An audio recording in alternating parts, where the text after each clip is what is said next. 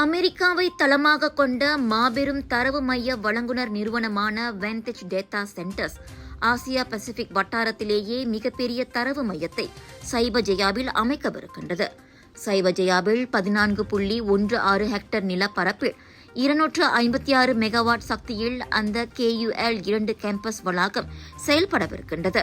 முதல் வளாகத்தை விட 8 மடங்கு பெரியதாக அமையவிருக்கும் அம்மையம் கிளவுட் மற்றும் AI அதிநவீன தொழில்நுட்ப அமுலாக்கத்தை மேற்கொள்ளும் ஆற்றலுடன் திகழவிருக்கின்றது.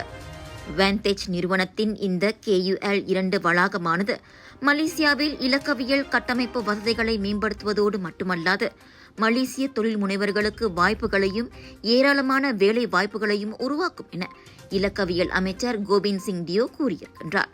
நிதித்துறை, சுகாதாரம், அறிவியல் உள்ளிட்ட துறைகளில் AI தொழில்நுட்ப ஆற்றலுக்கு பெருகி வரும் தேவைகளை கருத்தில் கொண்டு அதிக சுமையிலான பணிகளை மேற்கொள்வதற்கு இந்த தரவு மைய வழங்குனர் நிறுவனம் கணினி சக்தி, தரவு சேமிப்பு போன்றவற்றை தயார் செய்கிறது.